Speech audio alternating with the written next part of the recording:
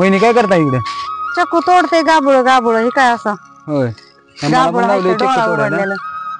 मी पण आलो चक्कू तोडायला. होय तुमची पिकली काय बाग?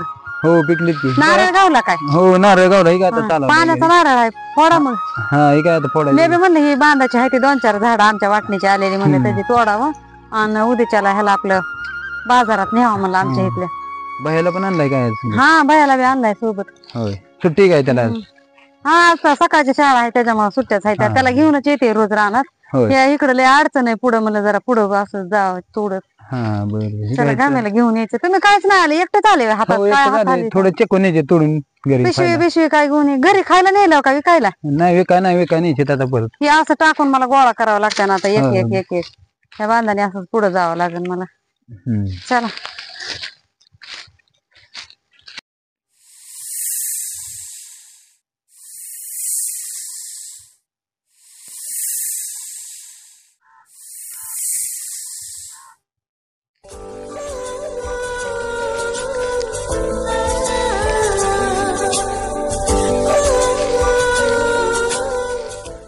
तोडल्यात आता गम्याला भरून ठेवलंय तिथं. एवढा डिग लागला 1-2 काटक्या कुटक्या थोडस सरपण बी न्यावं लागणार आहे संध्याकाळी. पाला पाचोळा सगळा आडवा पडलाय. मला घरचं काम करायचं घरचं बी करावं लागतं लेकरांचं आवरायचं मग पुन्हा शाळेत यायचं. आपलं काही शाळेत नाही येऊन घरी यायचं घरचं काम लेकरं घेऊन पुन्हा शाळेत यायचं घरी यायचं. लय अवघड आहे तिथं तर सगळं येणार जाणार. हो साफायचं ना भाऊजी इकडे यावं. लय मोठा साप आहे. मी लय पळत आले जोरात उड्या मारत मला लय दम लागला. लय मोठा साप आहे बघा की. चला या पटकन. काय झालं वहिनी? अहो लय मोठा साप आहे तिथं तेव्हा का लय पळत आले जोरात तोंडा नाकावर पडले.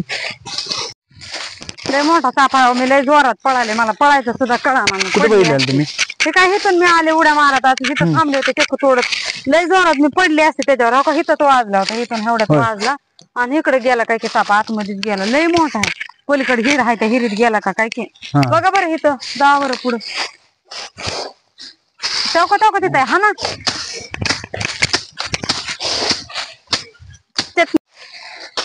वहिनी मारलाय आता साप.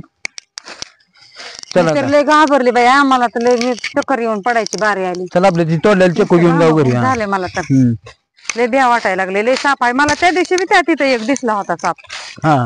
भ्या वाटतंय. मार नाही का तसाच ठेवलाय? नाही मारून टाकलाय ते साप आता.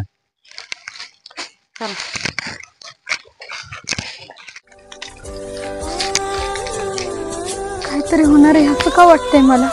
माझं मन मला का उदास सांगते. नागेश नागेश मन का माझं भुरळ पाडते. नागेश मला उदास सांगते.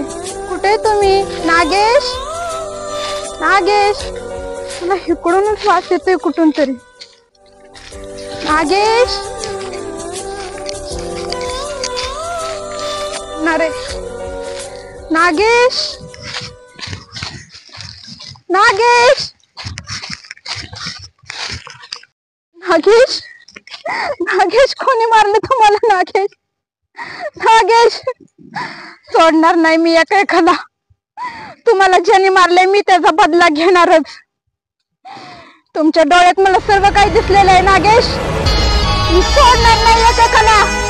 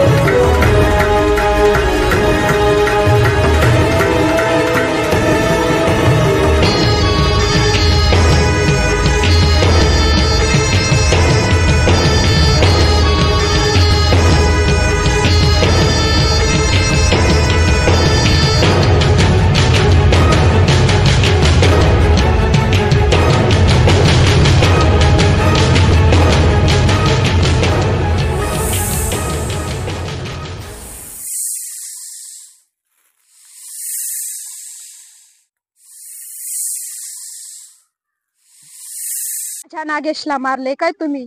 मी या जंगलामध्ये, या माझ्या बागेमध्ये मी कोणालाच येऊन देणार नाही. प्रत्येकाला मी डसणारच आहे. मी तुला वर जाऊन दाखवतो आता. काहीतरी चावलं. अहो भाऊजी, त्या नामदेवच्या पोराला पान लागले जणू. अहो होय. हा, लय मोठं पान लागले बाय. मी मग रानात चिकू तोडाय गेलते. मी गेले ते पोरग वर खेळत होते ना. मी साप साप म्हणून, तुम्ही नाही साप मारला मगाशी. हा. तीच साप होता का काय माहिती, का नागिन होती काय माहिती. चावली नाही. जुळ होत वाटतं ना. हो, पण चावली नाही ना त्याला. काय माहिती, पोरग चक्कर येऊन तोंडाला फेस आले आणि चक्कर येऊन पडले खाली. होय. तुम्ही गेले नव्हते का बघायला? जा बरं तुम्ही, या बघून काय झालंय. पोरग दवाखान्यात, मी तिचं काय नव्हतं. दवाखान्यात नेलंय वाटतं. होय. हा, या बरं तुम्ही बघून. मला तर टेन्शन आलं बाय, बाग त्या पोराला काय झालं काय म्हणते. चांगलं पोरग खेळत होता. हा. का झोपतो काय राहणार नाही, जात नाही आता. रानात नाही त्या पोरला दवाखान्यात नेला असं. दवाखान्यात जाऊन बघून या की. नको आता, बघून नंतर जात नाही आता. झोपतो मी आता. बर, झोपा मग. चला मग, मी बी जाते माझ्या घरी. ह्यांना काय ताप बीप आला का काय त्या सापाच्या ध्यानाने. जाते, चल मी जाते घरी.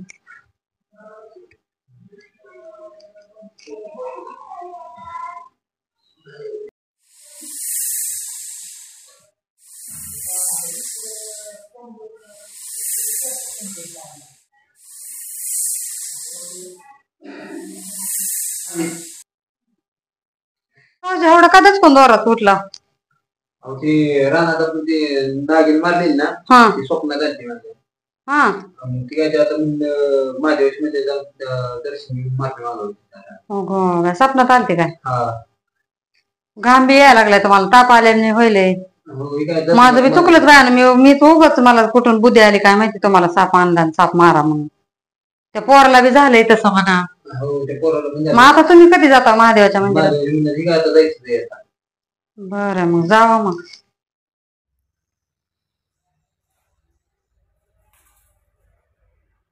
माझ्याकडून चूक झाली. मी नागाला मारला आहे आणि मी तुला शरण आलो आहे.